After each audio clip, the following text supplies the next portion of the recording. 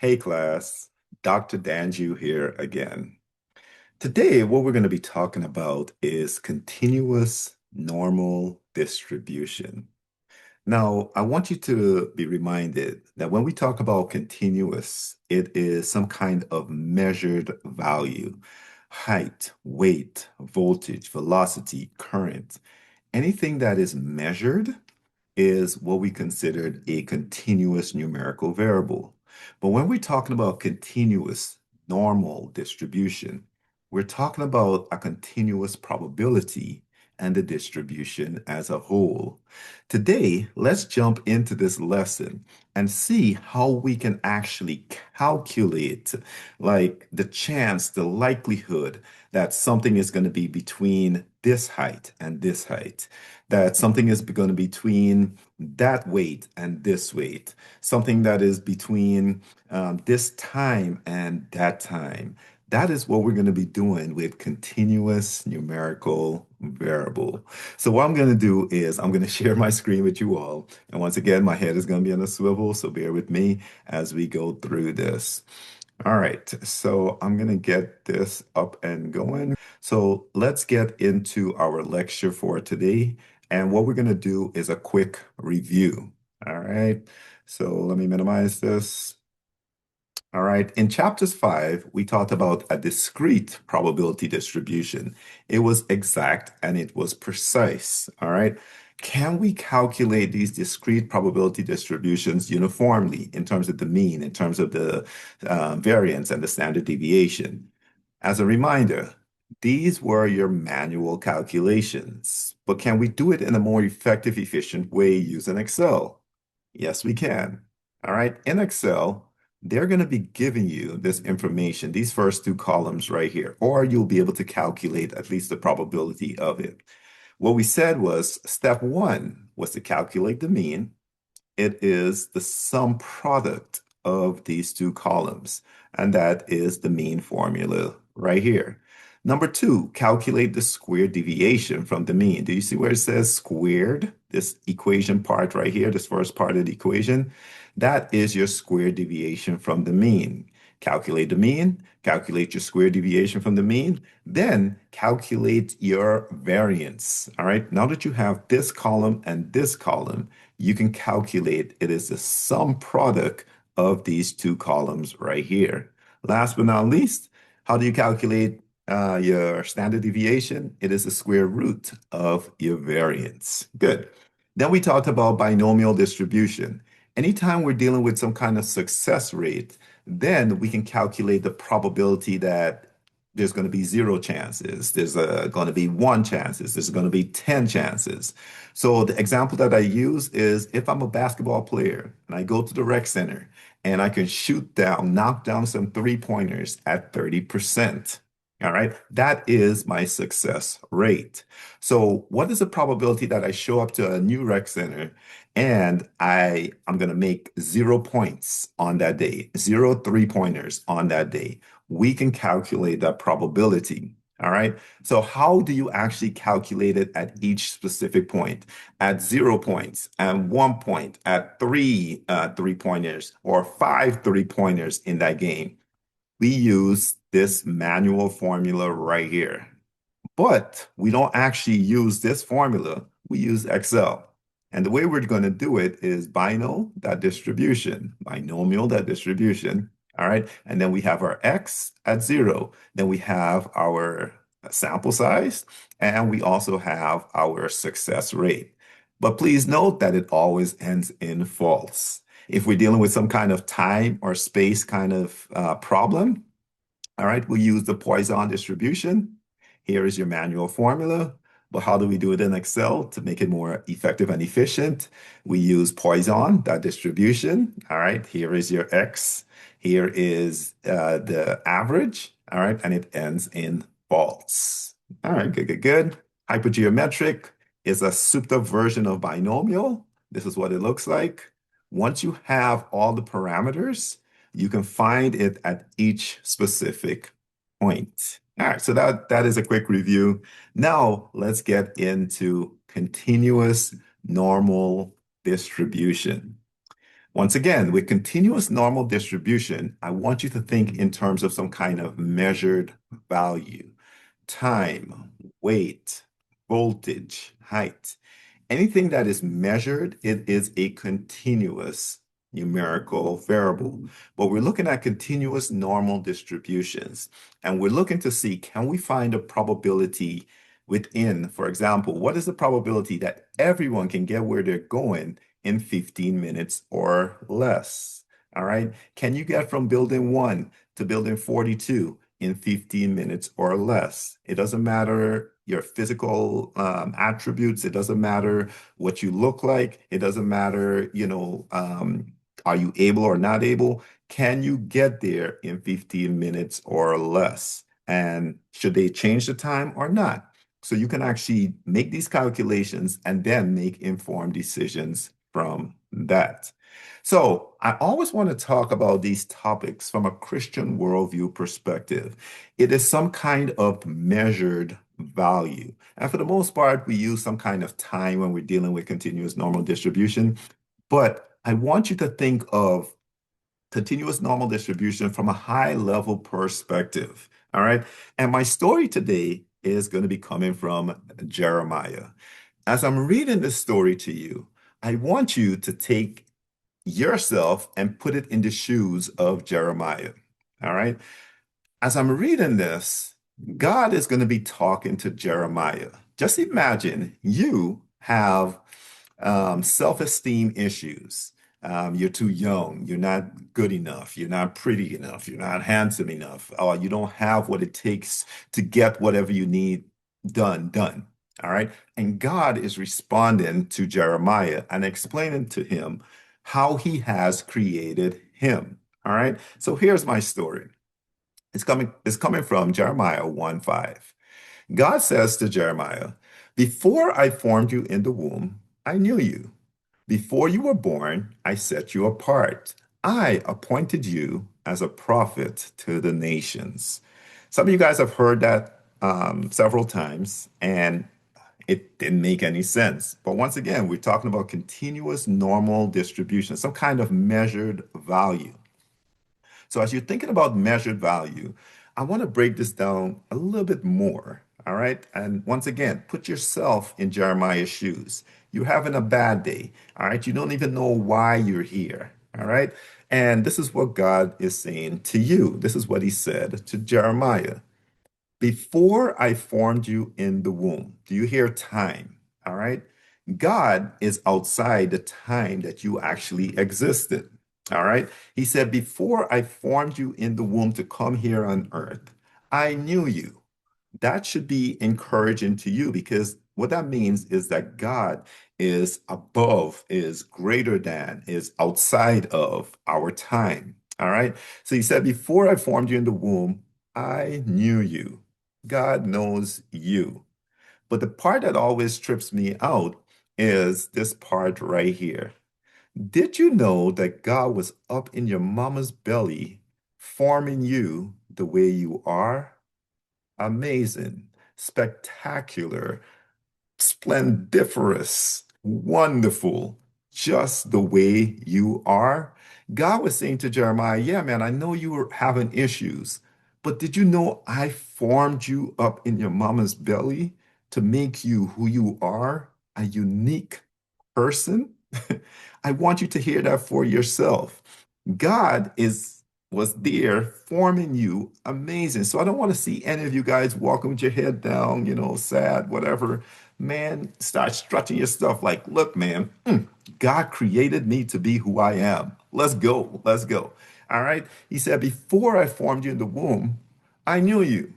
Before you were born, I set you apart. Could it be possible that God set you apart for a time such as this?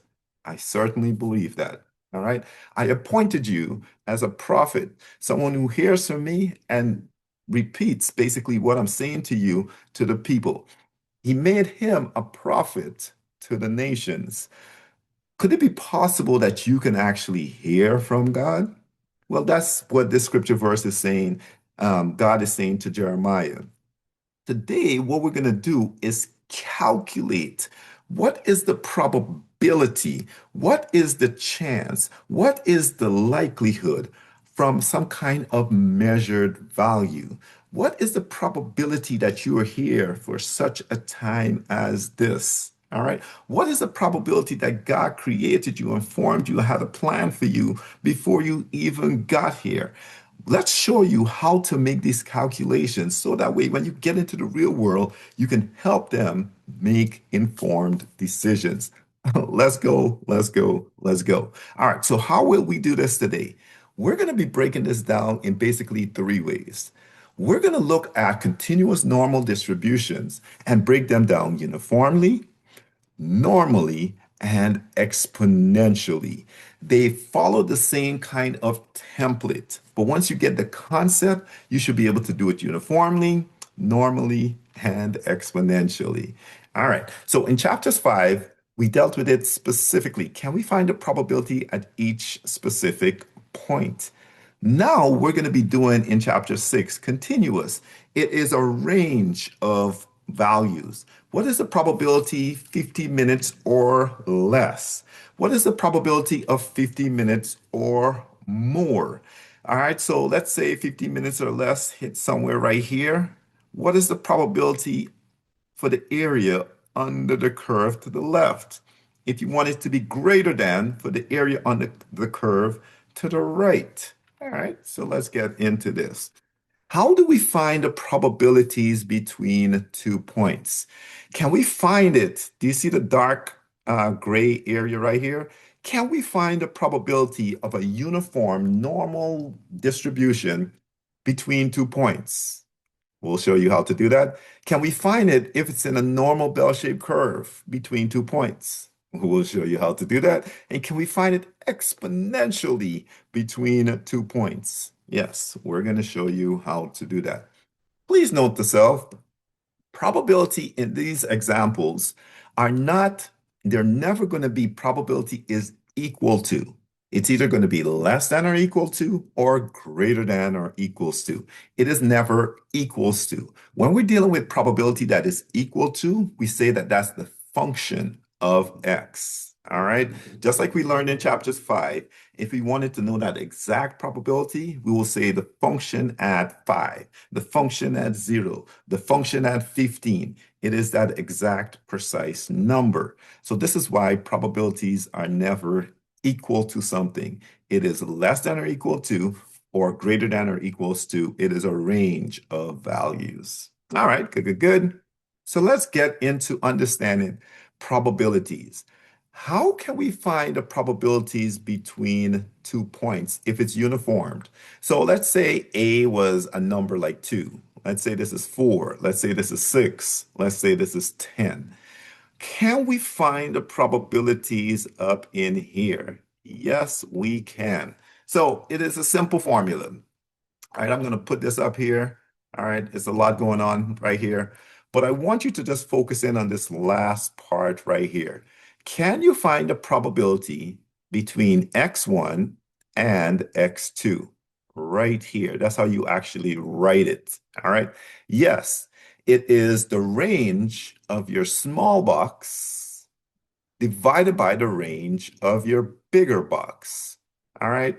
So bear with me here. Let me grab my penmanship. Mm. All right.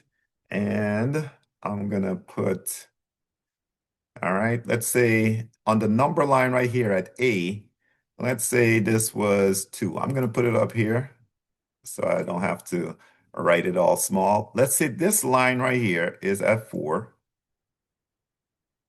Yeah, it's hard to write with a mouse. Let's say this one is at 6, and let's say B is at 10. All right, it's not quite the scale, but close enough.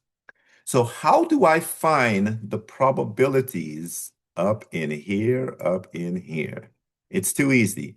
You put equals to, it is the range of your smaller box, your inner box. Do you see the range? Range is always the large number minus a smaller number.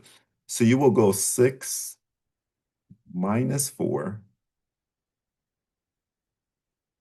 divided by the range of your smaller box or of your bigger box. All right, you always do the bigger number first, 10 minus 2.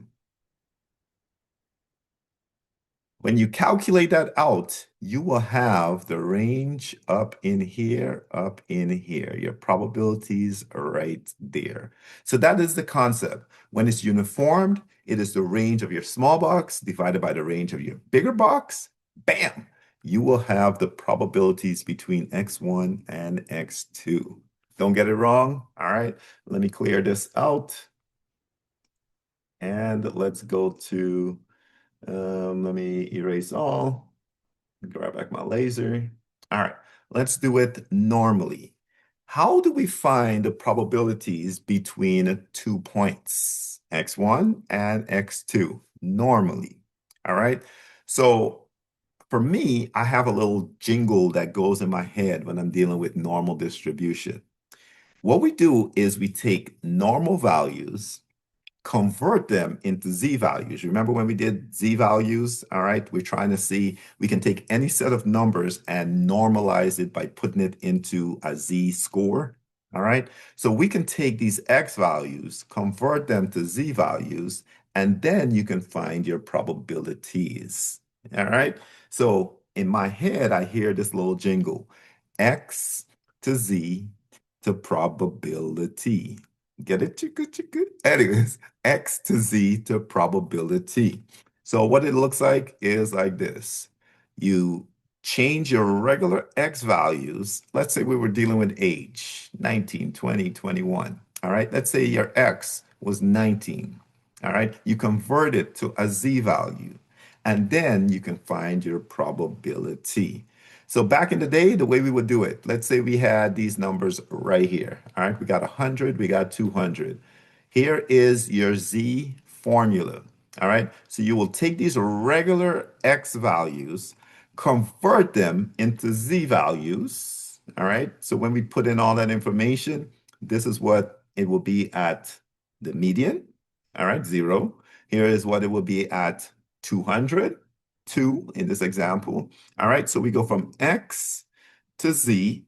Once we have these numbers, we would then use in the olden days a normal distribution table. All right, it will look something like this.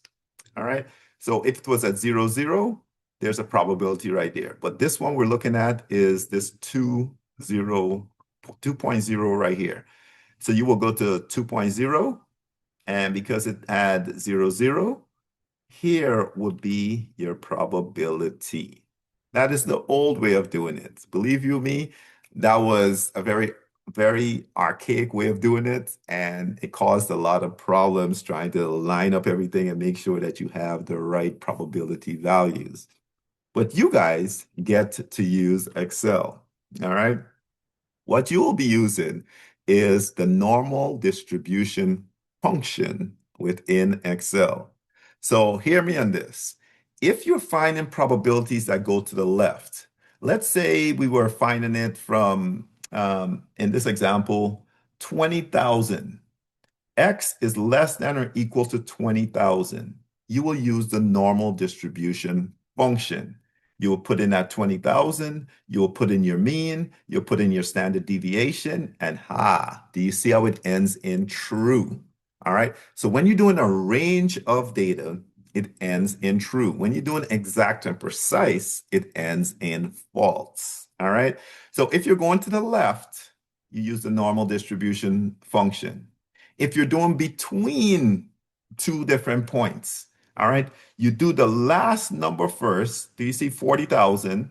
You put in 40,000, then the mean, then the standard deviation, and the true, minus, it's just like range. You always do the larger one minus the smaller one. Same concept. Here's your smaller one, 20,000. 20,000, then you do the mean, then you do the standard deviation, and it ends in true.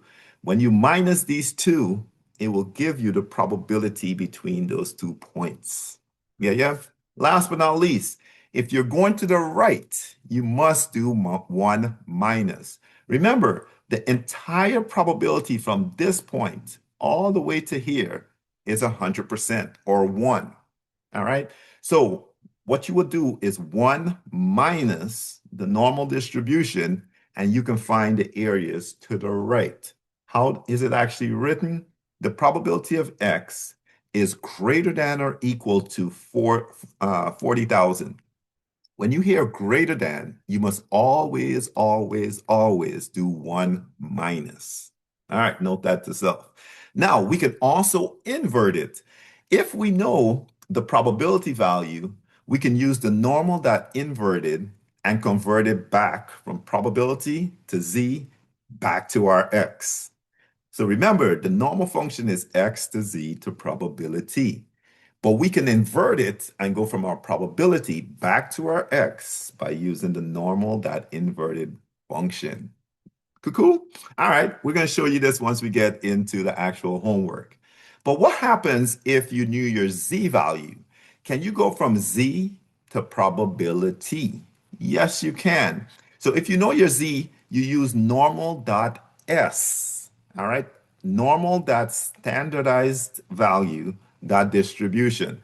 This was just normal distribution. This is just a normal, regular, everyday value. This is your normal dot standardize, your z value dot distribution function. If you're going to the left, you use the regular function. If you're going in between, you must use the larger one first minus the smaller one. If you're going to the right, you must do one minus. All right. And you can also invert the normal standard function. Use the inverted if you're going from your probability back. You can use the normal.s.inverted function. All right, last but not least, exponential looks similar and it looks like this. All right, we're going to use exponent.distribution. All right, if you're going to the left, you just use the exponent.distribution. If you're going in between, you must do the larger one first minus the smaller one, range. If you're going to the right, you must do one minus the normal function, all right, or the exponential distribution function. All right, so now that you have that, we are ready for the homework. If you would, please open up Cengage, open up your Excel, and we're going to actually get into this homework. So what I'm going to do is, give me a second here. Let me grab my classroom. Please go into the Trello board. In the description below, you will find a link to the Trello board. All right, but in my classes, I have my Trello board link in my class resources. All right, it is right here. All right, but wherever you can, find it. All right, I'm going to click on my Trello link. All right, please grab chapter 6. Click on this. You'll see chapters 5 through 8 Excel template links. All right, and we're going to grab chapter 6 homework template. Grab it, grab it, grab it. All right, I'm going to open this. All right, wait for it. Good. Please enable this. Enable your Excel, and please save it to your desktop. So file, save as, browse. Hopefully you have a folder on your desktop, BUS352 right here. All right, and this one is topic 3, chapter 6. Save it, save it, save it so you can have it for your exam. All right, so I got it. Great. I'm going to go back to this. All right, please be reminded if you want my PowerPoints, you can actually come down here, click on this, and you'll see my chapter 6 PowerPoint. All right. Also, if you want to see a video on chapter 6, once this is uploaded, it will be here. You'll click on this.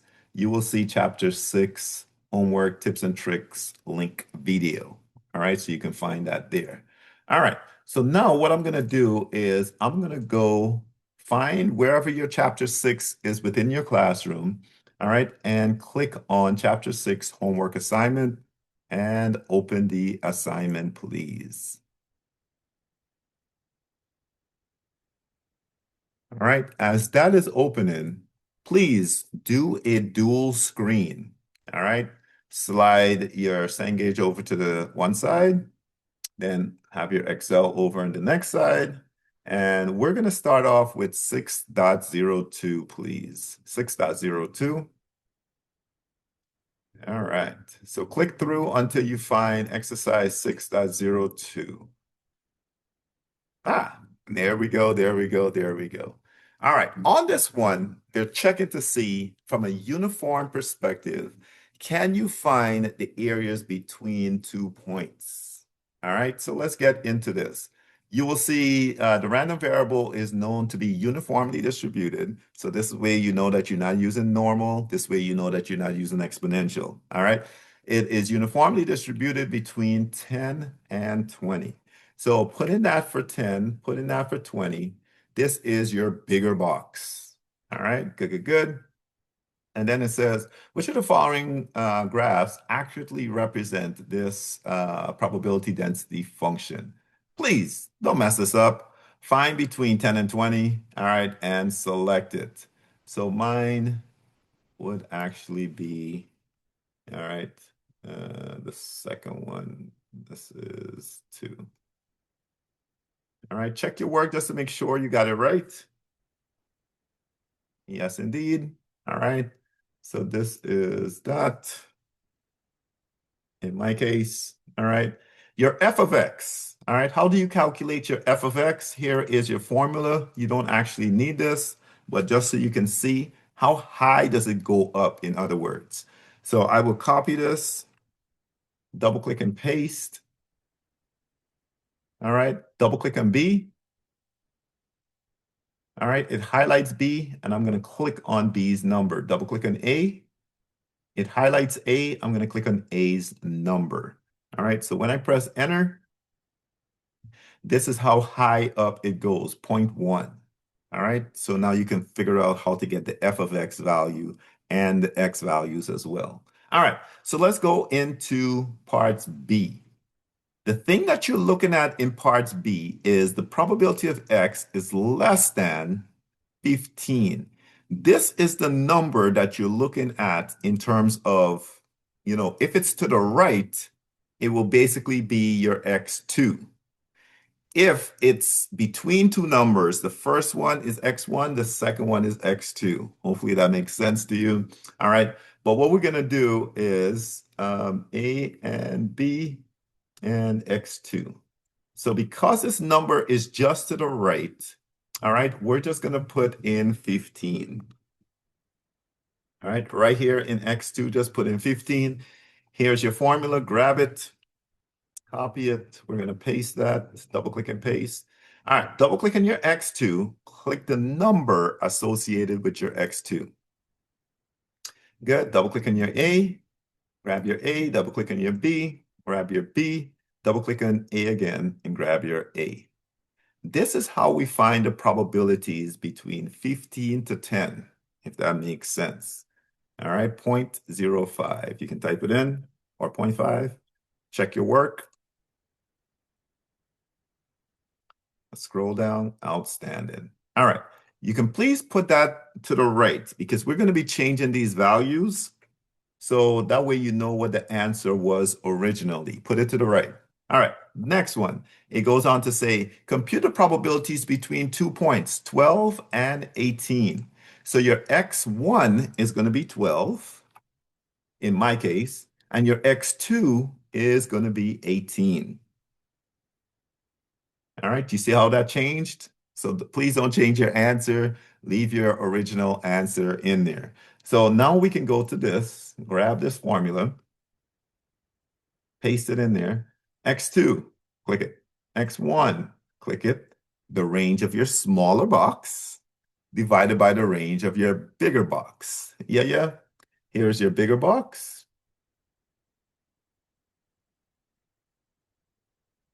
Press enter. All right. And they want 2 decimal places. So I'm just assuming that this is going to be 0, but just in case, move it over 1. All right, good. So 0.60. Please set it to 2 decimal places. Check your work. Outstandish. All right. How do you find the expected value? All right. The expected value is same as the average. So here is your average formula once you're dealing with uniform data. A, B, divided by 2. All right, plug that number in to one decimal place. I'm hoping that is just 15, but just in case, just move it over just in case, just to make sure. Good. To one decimal place. Great. And I'll do this variance real fast as well. Here's your formula for the variance.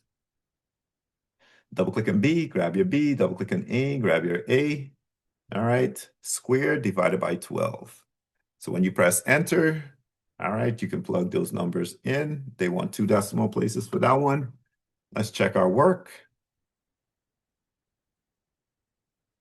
Let's go. Let's go. Let's go. All right. So now you know how to do it uniformly. All right. So let's keep this thing pushing. Let's go to 6.08. That was my first one. Yes, indeed. All right. So please understand there's an empirical rule. When you convert these regular values into z values, all right, note to self that basically one, how do I say this? Um, one deviation away from the mean is basically 68.3% of your data. Yeah, yeah. Two deviations away from the mean is literally 95.4% of your data. And then last but not least, three deviations away from the mean is literally 99.7% of your data. And please be reminded, when we convert it to z values, if it's less than -3, it's considered an outlier. If it's greater than +3, it is considered an outlier. All right. So on these, all right, it goes on to say, what is your mean? 40, great. What is your standard deviation?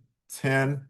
Which graph is correct? All right. This is a normal bell-shaped curve. It's going to go up, all right, with a standard deviation of 10. So if I had to guesstimate, I would say this is B.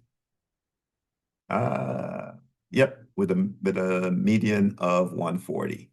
All right, so I would say, or the mean of 140. I would say B. Check your work. Yes, indeed. All right. So on mine, I'll just document B. All right, let's move on, please, to 6.11. 6.11. All right, so click through until you find 6.11. Right here. So in here, you see the probability of Z. So you know whatever is in here is what you're checking the probability from. If this had said X, you would have to convert from X to Z to probability. Because it says Z, you're going from Z to probability. Yeah, yeah. All right. So they're going to provide you all your Z values. Just type them in, please. Type them all in as you see them. Even if they're the same, plug them in.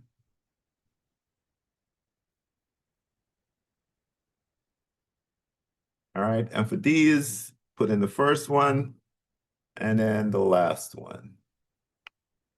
All right. So you have your numbers in there. And then you can use the formula, the functions, the normal.s functions to calculate the probabilities. Now, if it says less than, you just use the regular function. So this is why this function is what we have right here. Copy it, paste, double click on Z, grab your Z's number. Bam. It is just that simple. All right. Press enter. This is basically 16%. All right. Now, what is the probability of Z greater than or equal to -1? Once you hear greater than, you must do 1 minus. So this is why we got this formula right here. You copy that, you paste that, double click on Z, grab it. Hopefully you're seeing how easy this is. This is greater than as well. So it will be 1 minus, copy that, paste that, and Zify that.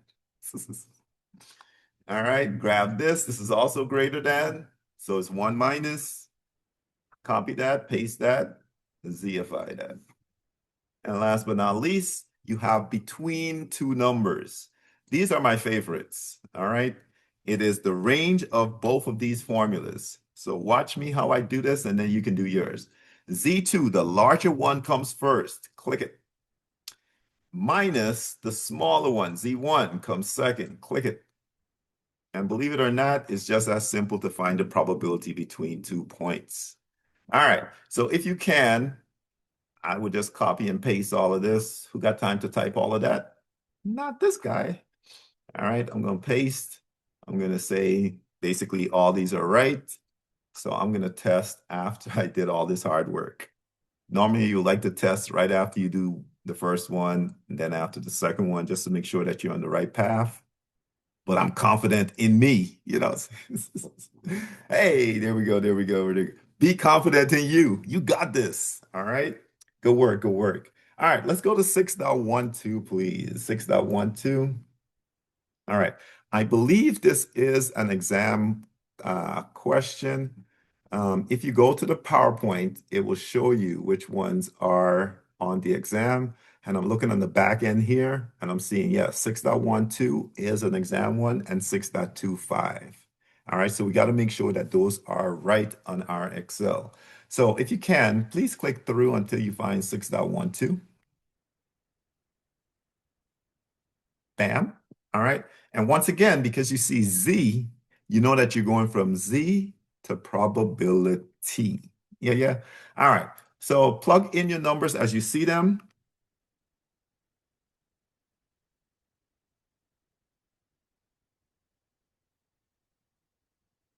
All right. I like to just document what I got right off the bat. So that way I'm not bouncing between, did I put this in right or not? So do you make it work for you? All right. And all right. Once you have all your numbers, then go to work. Here's your formula. So on the exam, all you will have to do, if you do this right, is change your Z values. All right. So I'm going to copy this and your answer should automatically update. So give me Z2, give me Z1. Let's go. Same formula. All right. Give me Z2, give me Z1. Double click on Z1, grab the Z1's number. Mhm. All right, this one says greater than, so it must be 1 minus. All right, this one also says greater than, so it must be 1 minus.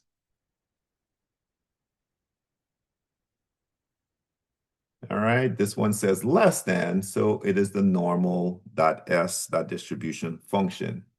So I'm going to copy that, double click on that, double click on Z, grab Z's number. Yes, sir. And once again, it's less than, so I'm going to grab this, paste that, double click on my Z. Click the right one. Click the right one, press enter. All right. And on these, they want 4 decimal places. So ensure that all of your data is set to 4 decimal places. If I were you, to get rid of the human error, I would copy and paste. Because y'all know when you start typing in, 0.44, you type in 0.43 by accident, stop the madness. All right. Try the most effective, efficient way of putting your data over there. All right. I've had a student who put like a tilde and they didn't even see that tilde in their answer. So they got the question wrong on the exam. So please make sure that you're transferring this data over correctly. All right. If you do it done right, then it's gonna done right you. If that makes any sense. All right, good work, good work, good work. Let's go to 6.023, please. 6.023. Um, okay, right here. The normal probability distribution is a continuous probability distribution. Yeah, yeah, that's what we're talking about. Continuous probability distributions or continuous normal distributions. All right, so please make sure that you click it. Is a continuous probability distribution. I'm going to click this. All right. I got a new computer. I don't know if it will handle it, and I don't want to mess around with it, but please ratify your answer right here. All right. Yeah, I'm tempted to test it out. Should I? Hey, just ratify the answer. All right. I'm just gonna just hover over it and that's it. All right. Maybe on the last one, if there's one on the last, all right, I'll test it out there. All right. But for right now, please just make sure that you ratify your answer. All right. Good, good, good. Let's move on to 6.25. I don't want to test it out. All right, 6.25. All right, this is an example right here.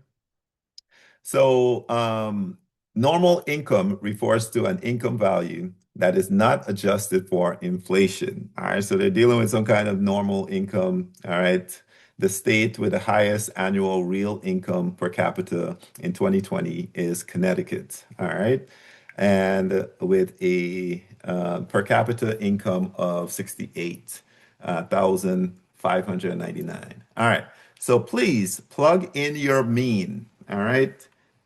Their basically real income is on average $68,599 per year. All right, good, good, good. The standard deviation, the spreadness of their data is 23,540. All right. Good. So this is real life data. So now can you calculate the probability of this real life data if you know the mean? Yes, you can. So right here it says, what is the probability that an individual in Connecticut has an annual real income of 50,000 or more? So now that you hear an or more, you need to find data to the right. So this is why we do one minus. Yeah, yeah. So we're going to put in 50,000. All right. And here's your formula. So we're going from a regular number, a X value, to our probability. So I'm going to double click on X. Gimme, gimme. All right. We already got B2 and B3 selected. Press enter. Yes, indeed. All right, so copy this, paste it, just check it, just to make sure you are on the right track. Yes, sir.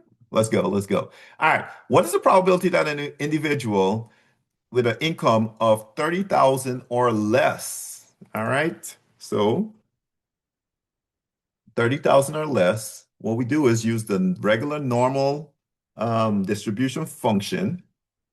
All right, give me my X. We already got the mean, we already got the standard deviation, and it ends in true. Press enter. Basically 5%. 5% is going to be making 30,000 or less. All right, good, good. Now, what is the probability that an individual Connecticut annual real income is between 60 to $80,000? All right, real life data, 60,000 to 80,000.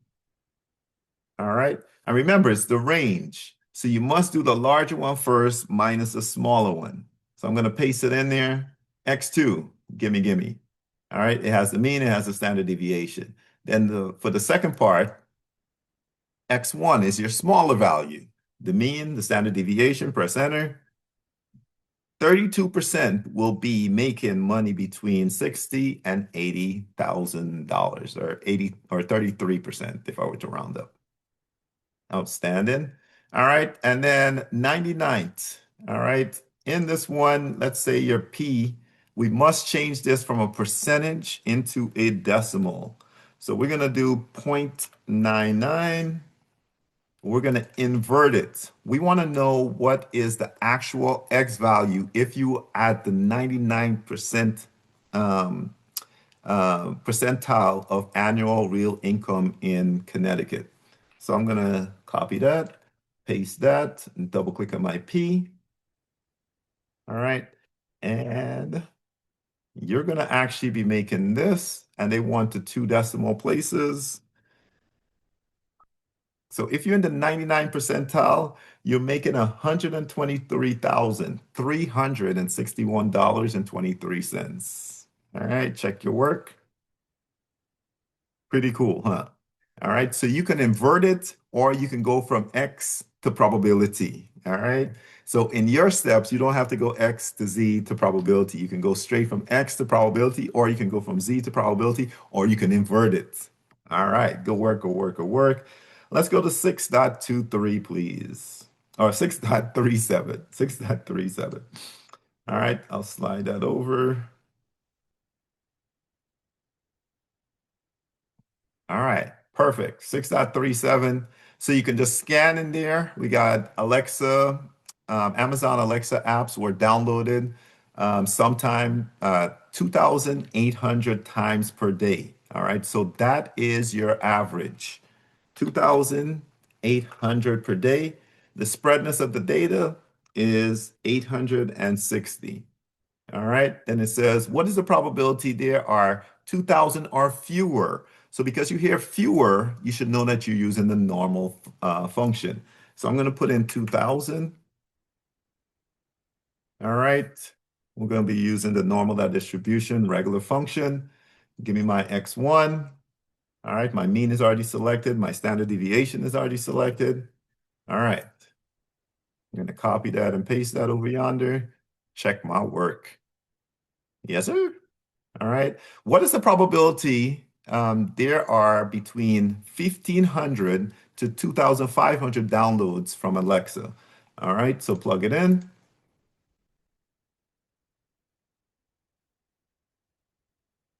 All right. Once again, because it's between two numbers, you must do the range. You must do the larger one first. Double click on X2, click your X2's number. Double click on X1, click your X1's number. You got everything else that you need. Press enter, copy it, paste it, check it. Yes, indeed. What is the probability that there are more? So you must do 1 minus 3,000 downloads per day. Hey, wrong spot. 3,000. We got our 1 minus in there. Copy that, paste that. Give me my X1. Man, hopefully you're seeing how you're flowing through this pretty fast. Once you get the concept, this is pretty easy. Good, good, good. And then it says, assume that you have all of this. So we're going to put in um, 0.01. All right. How do you actually find the P? It is equals to 1 minus this guy right here. Press enter. All right. So 99. And we're going to do the inverted function of your P. Click it.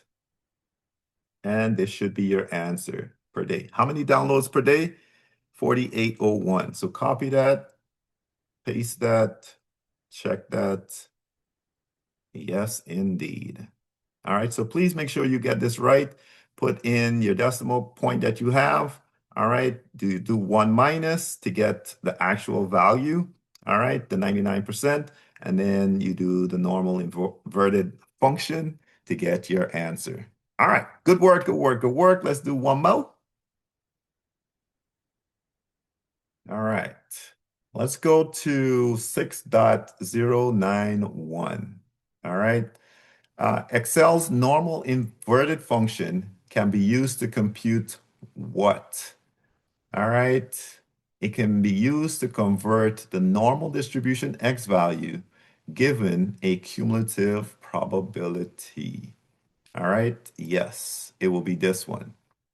All right, check your work just to make sure. Good, good, good, good, good. So it will be accumulate the normal distribution of x. It will be this guy right here. All right. And once again, please ratify it. Because I'm wrapping this up, I'm going to try to ratify it and see if it actually goes through. Hey, the new computer actually works really good. All right, so please ratify your answers, and that would be it. Continuous normal distribution is super easy. If you're dealing with some kind of measured value, can you find the probabilities between those measured values?